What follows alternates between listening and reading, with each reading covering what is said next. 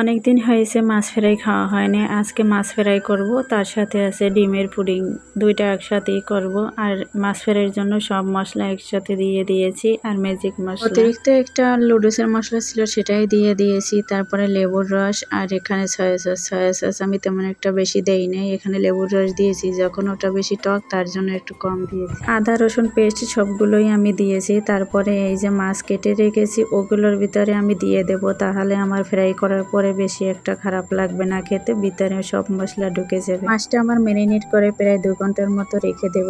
তার ফাঁকে আমার এখানে আমি ডিমের প্রসেসিংটা নিয়েছি। আগে থেকে আমি 1 কেজি গরুর দুধ আমি কমিয়ে হাফ কেজি পরিমাণ নেব। তার জন্য আমার এখানে 4টি ডিম নেব। 4টা ডিম আধা ঘন্টার জন্য বাহিরে রেখে দিয়েছিলাম। এখন আমি এই ডিমগুলো ভালোভাবে চিনি দিয়ে ফেটিয়ে নেব। পুডিং যে মোল্ডে দেব সেই মোল্ডে আমি আগেই ক্যারামেল তৈরি করে রেখেছি। ক্যারামেল দিলে তো একটু মিষ্টি বেশি হয়, তার জন্য এখানে আমি 4টা ডিমের জন্য এই হাফ কাপের একটু বেশি চিনি দিয়েছি। এতেই আমার পারফেক্ট ভাবে আজকে পুডিংটা হয়ে যায়। যারা এই দুধ আর ডিম খেতে চায় না তাদের জন্য এই পুডিংটাই পারফেক্ট, কারণ এটা দুটোই আছে, দুধ আছে ডিম আছে। এখানে আমি এলাচের গুঁড়ো দিয়ে দিয়েছিলাম, সে এলাচের গুঁড়ো স্কিপ হয়ে গেছে। তারপরে আমি ভালো মতো ফেটিয়ে নিয়েছি, আর দুধ দিয়ে দেব। দুধ আমি হাফ কেজি পরিমাণেরও কম হয়ে গেছে। ওখানে আমি 4টা ডিমের জন্য দুধ আমি অনেক ঘন করে নিয়েছি। তবে দুধের পরিমাণ একটু বেশি হলে পুডিংটা হতে একটু সময় লাগে, ডিমের পরিমাণটা একটু বেশি হলে তেমন একটা সময় লাগে না, অল্পতেই শেষ হয়ে যায়।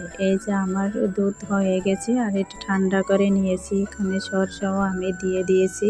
সব সময় পুডিং আমি সেঁকে নেই, আজকে পুডিংটা আমি সেঁকে নেব না, যেহেতু এখানে আমি সর দিয়েছি তার জন্য। অনেক সময় ভেবে থাকি যে পুডিং সেঁকে নিলে ভালো হয়, কিন্তু আজকে সেঁকে নিয়ে তারপরও ভালোই হয়েছে। এই যে আমি মাটির চুলায় পুডিং এর জন্য পানি সেট করে দিয়েছিলাম আগেই, আর এই পানিটা ফুটে যখন উঠবে তখন আমি পুডিংটা বসিয়ে দিই। গ্যাসের চুলায় বসিয়ে দিলে গ্যাস খরচ হয়ে যাবে অনেক, তার জন্য আমি চুলায় বসিয়ে দিলাম রান্না বান্নার পরে। পুডিংটা হওয়ার পরে আমি নর্মাল ফ্রিজে রেখে দিয়েছি। তারপরে আমি এই চুলায় আমার মাছটা বসিয়ে দেব। তেলাপিয়া মাছ আমি এখানে বসিয়ে দেব। তেলটা আমি ভালোভাবে গরম করে নিয়ে পাতিলে চারপাশে ছড়িয়ে দিলাম। মাছ তো তেলাপিয়া মাছ, এটা আমি কেটে নেই নাই, এটা উল্টাতে আমার সম্পূর্ণ কড়াইটাই দরকার, তার জন্য এভাবে কড়াইতে তেল আমি দিয়ে চারপাশে ছড়িয়ে নিয়েছি।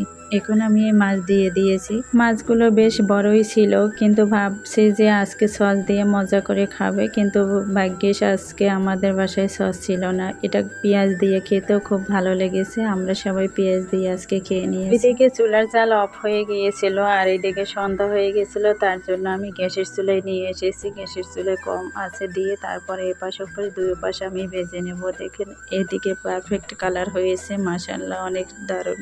তবে মাছ ফ্রাই করতে অনেক সময়ই লাগে। প্রথমে আমি এপাশে রেখেছিলাম প্রায় আধা ঘন্টার বেশি, আর এখানে এপাশে আমি গ্যাসে রেখে দেবো প্রায় আধা ঘন্টারও বেশি।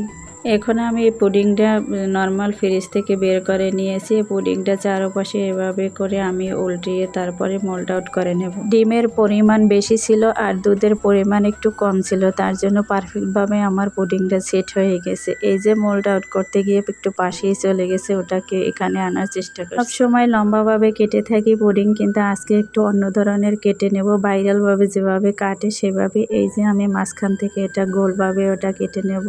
তারপরে চারদিক থেকে আমি ছোট ছোট করে কেটে নেব। বাসায় আমরা সবাই একসাথে খাবো, আর এটা খেতে 2 পিস করে ভালোই বেশ মজাই হয়, মুখে দিলেই মিলে যাবে। জাস্ট এরকম একটা কিছু, এরকম পাউরুটি দিয়েও আমি অনেক পুডিং বানিয়ে থাকি। পাউরুটি দিয়ে যখন পুডিং বানাবো চেষ্টা করবো আর একটা ভিডিও করার জন্য। সবাই খেয়ে অনেক ভালো লেগেছে, আর সবাই আনন্দে মেতে গেছে, এরকম আরও পুডিং বানানোর জন্য বায়না করছে। তাই আজকে এ পর্যন্তই। আল্লাহ হাফেজ, সবাই ভালো থাকবে।